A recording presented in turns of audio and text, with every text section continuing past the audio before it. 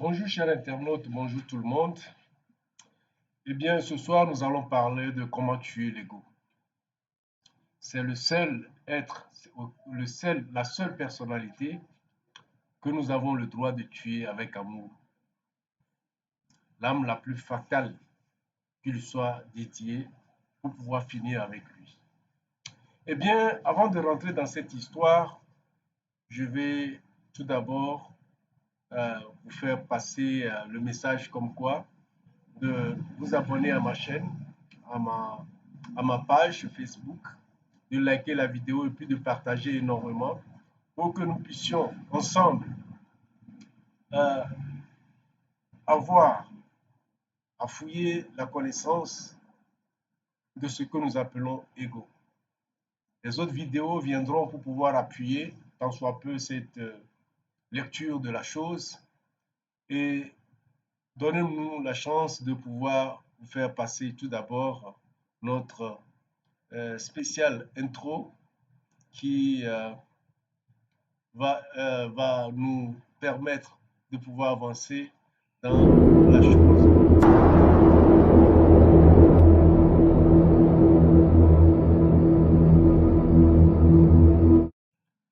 Eh bien, merci de revenir avec nous.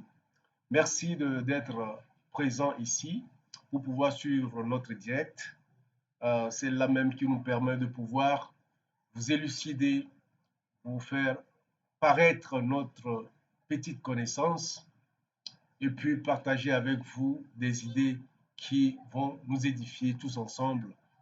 Pour ceux qui auront la chance de voir ce direct, cette vidéo, merci de liker la vidéo, de partager surtout et puis de vous abonner. Eh bien, avant d'aborder cette histoire, je vais tout simplement vous donner cette partie qui va permettre aux jeunes de chez qui j'ai eu à écouter cette histoire qui m'a vraiment touché, qui m'a vraiment donné du sens à ma vie par rapport à l'ego qui, pendant très longtemps, m'a traîné dans une certaine option de la perception de la chose. Eh bien, cette histoire m'a revigoré, m'a donné encore l'espoir de pouvoir euh, continuer la lutte. Enfin, un jeune homme de 14 ans aux États-Unis tira et assassina un autre jeune homme dans le quartier sans aucune raison valable, juste pour prouver sa supériorité à son gang. Il fut arrêté, jugé avant d'être condamné. Tout le quartier était choqué. Mais durant tout ce temps, la mère du gosse qui avait été tué n'avait pas dit un seul mot, parce que c'était son fils unique. Elle était complètement abasourdie. Et lors du jugement, la dame, elle était là. Pendant tout le jugement, elle n'avait pas dit un seul mot.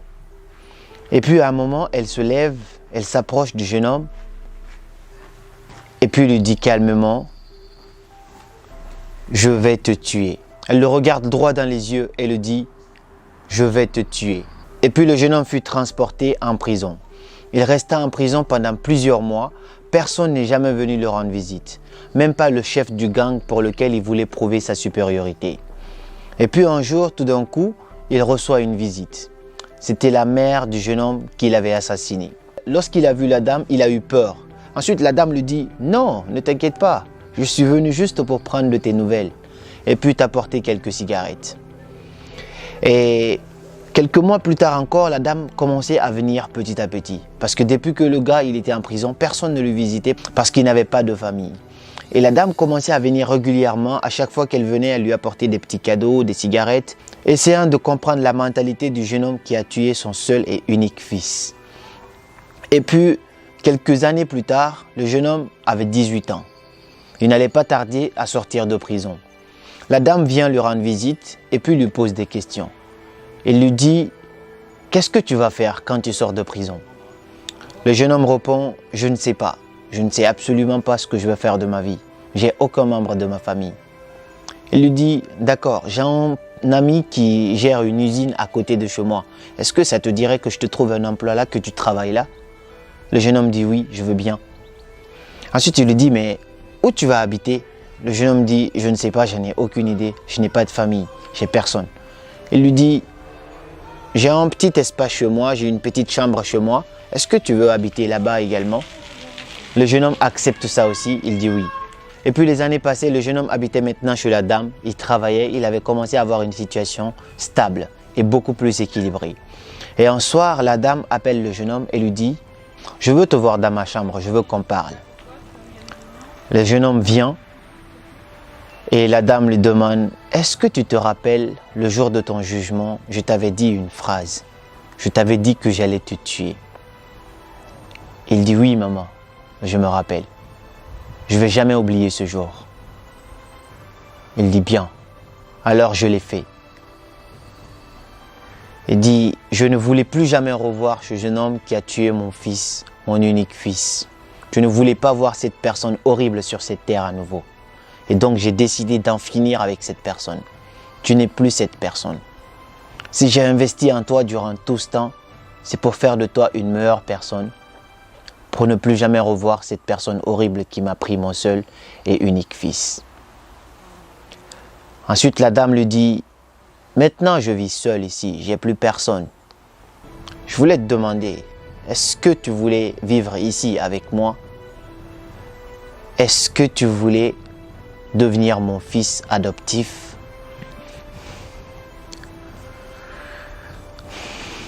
Le jeune homme lui dit, oui, je veux bien. Et elle devient la mère de l'assassin de son fils. La mère qu'il n'avait jamais eue auparavant.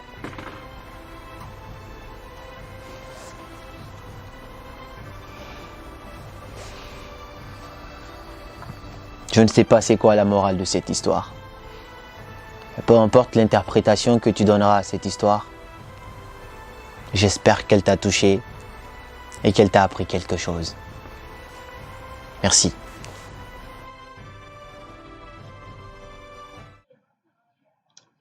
Eh bien, cette histoire, comme vous pouvez le voir, est très puissante.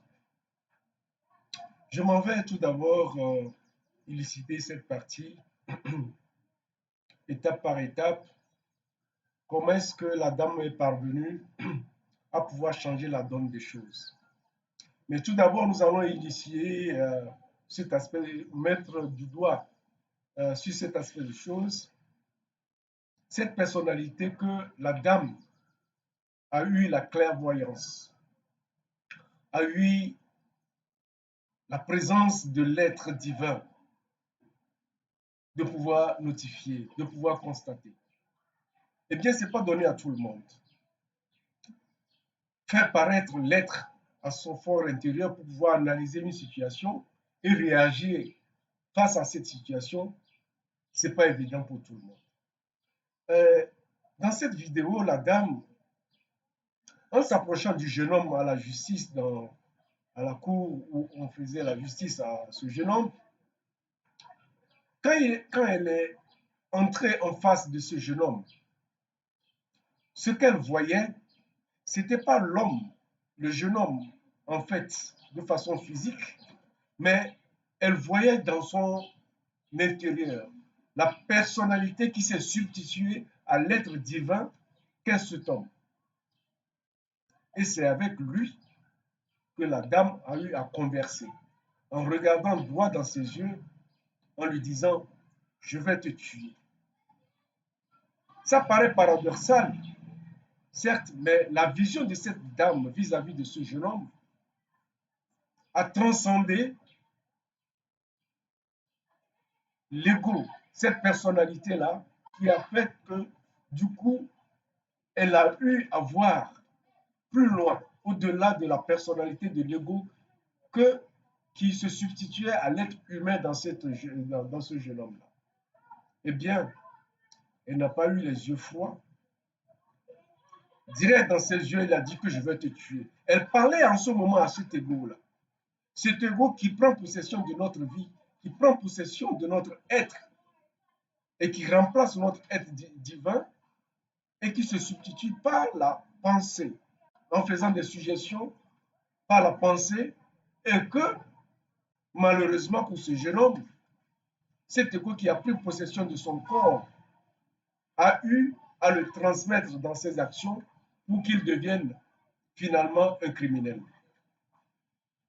Eh bien, cet aspect des choses est commun et standard à chaque rue de notre vie.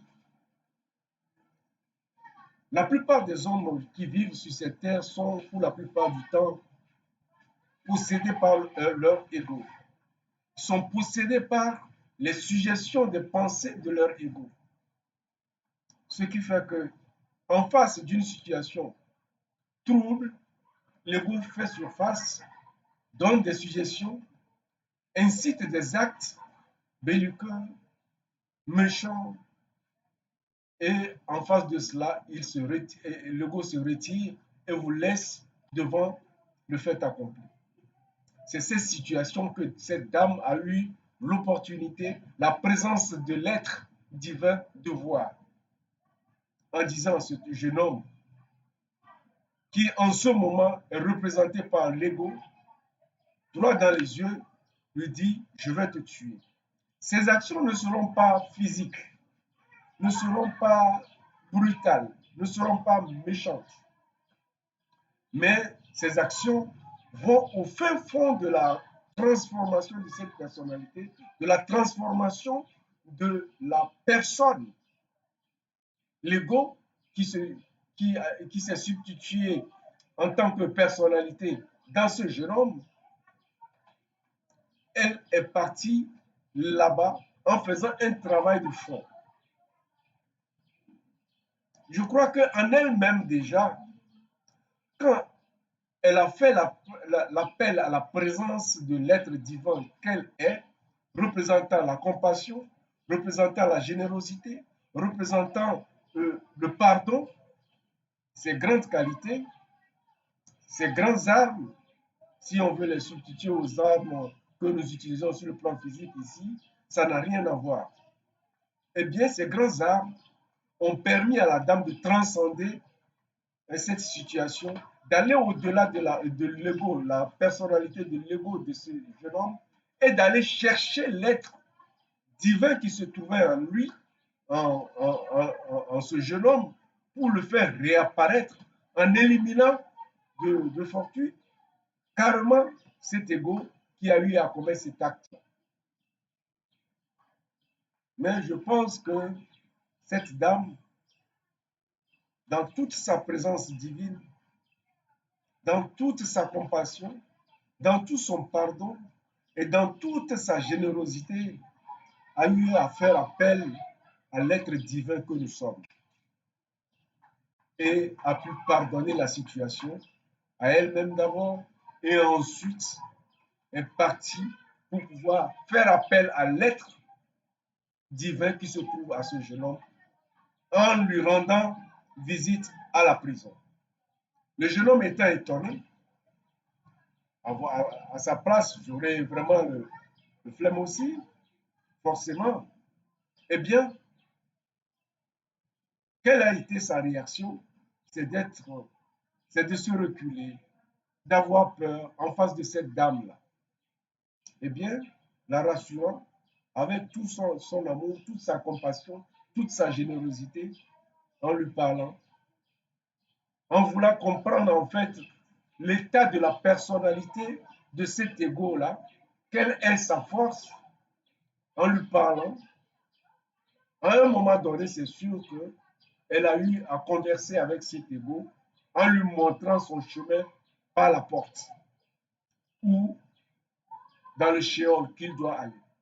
Eh bien, cette dame, par ses nombreuses visites, a eu maintenant à faire appel à l'être divin qui se trouve en ce jeune homme-là, en lui proposant des services de générosité, de compassion, pour que enfin l'être divin qui se trouve en lui puisse s'émerger et enfin se donner à cette vie que cette dame voulait pour ce jeune homme-là.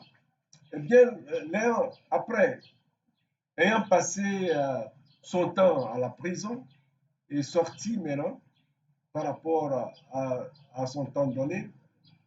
Cette générosité de la dame a continué jusqu'à mettre ce jeune homme-là à l'aise, toujours dans la perspective de pouvoir faire appel à l'être divin qui se trouvait en ce jeune homme. Eh bien, c'est un travail faramineux, très grand, sur le plan émotionnel, sur le plan amour, sur le plan générosité, sur le plan compassion. Cette dame n'a pas abandonné. Dans toute sa générosité, elle a encore offert un habitat à ce jeune homme-là qui, se trouvant au pied du mur, ne pouvant aller nulle part parce que n'ayant aucune famille, eh bien, cette générosité a été transcendée, cette générosité a été faite d'une manière à ce que cet aspect de choses que voulait la dame envers ce jeune homme-là a eu à se mettre en place. Eh bien, dis donc, la générosité transcendante de cette femme qui a surpassé l'ego de ce jeune homme-là a eu à pouvoir ramener en manifestation la présence de l'être divin qui se trouve dans ce jeune homme. Eh bien, lui rappelant les effets pour pouvoir constater encore la présence de cet ego-là, eh bien, la dame a eu à poser un certain nombre de questions à ce jeune homme qui lui a répondu, mais dans sa réponse, il lui faisait comprendre qu'en réalité, cet ego-là a été remplacé par l'être divin qui se trouvait en lui. D'autant plus que dans sa réponse, il dit, je me souviendrai de ce jour-là, je ne pourrai jamais l'oublier. Ça veut dire que il se souvient certes, mais il n'a plus l'aptitude de pouvoir agir comme étant un ego. D'autant plus qu'aujourd'hui, l'être divin qui est apparu en lui a pris place dans toute sa vie, dans toute sa largeur, dans toute sa latitude, pour que ce jeune homme soit un bonhomme aujourd'hui. Donc c'est une grande histoire à décortiquer point par point, surtout avec l'aspect de l'ego qui prend possession de notre vie dans toutes les situations les plus calamiteuses, en nous suggérant des suggestions et des actions à mener pour qu'il nous appelle, hein, pour qu'il nous appelle à la criminalisation.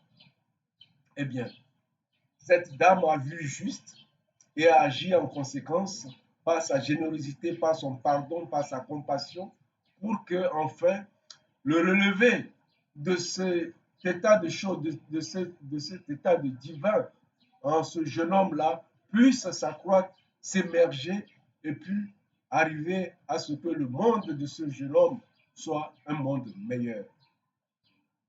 Merci pour ce soir. Je me réjouis de cette histoire que ce jeune a bien eu à partager avec nous à cœur joie. Et je me réjouis de pouvoir le rencontrer un jour ou pouvoir discuter avec lui. S'il arrivait à voir cette vidéo et qu'il se reconnaissait dedans, qu'il puisse me toucher pour qu'on puisse discuter parce que cette histoire a fait mouche et a changé beaucoup de choses dans la vie des gens qui auront à voir encore cette vidéo rejouée, repartagée dans toute son intégralité pour que les gens, la jeunesse, puissent savoir en réalité que l'ego doit être tué. L'ego doit être tué et remplacé par l'être divin que nous avons tous en nous. Merci à tous et à très bientôt. Nous reviendrons sur un certain autre chapitre dans toujours le chapitre de l'ego pour que notre vie sur Terre soit une vie meilleure.